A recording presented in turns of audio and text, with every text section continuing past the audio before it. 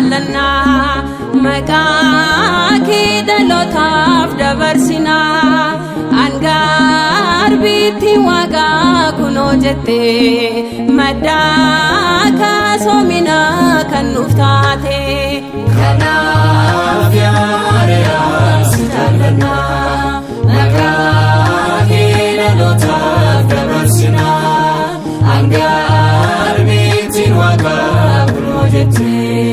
maddaa kaasomina kan nuuf taate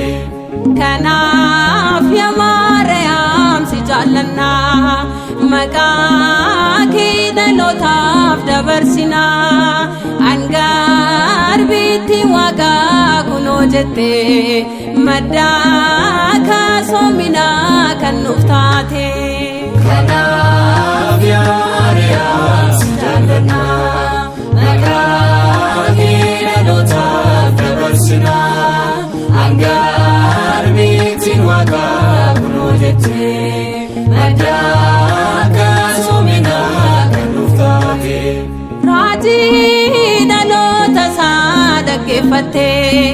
laphee kee keessatti kan eeggatte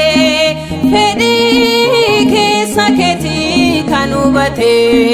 bultoo ilma isaatiif si filate kanaaf yaa Maariyaam si jaallanna maqaa kee dhalootaaf dabarsina angaar bitti waaqa kunoo jette maddaa kaasomina kan nuuf taate tasumaan sodaannu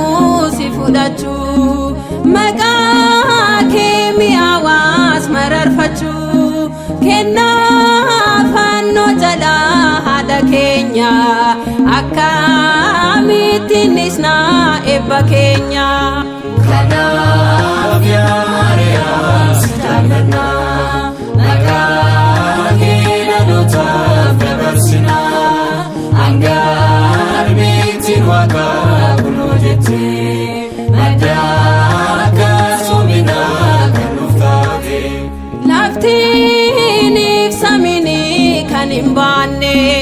gadameessa keetti murteeffame misirritti xiqqoo yommuu taatu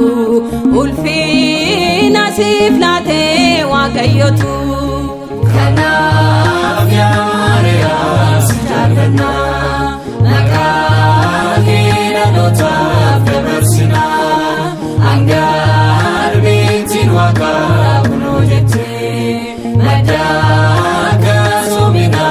kan nuuf taate hewaan dhala namaa guutarsite hortee dhaloota isheef du'a laatte ati garuu jireenyaa kan nuuf deesse isaa nama hundaa boqochiise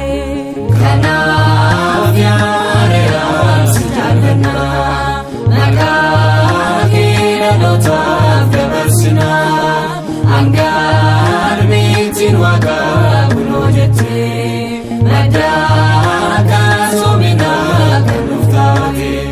kanaaf yaa Maariyaam si jaallanna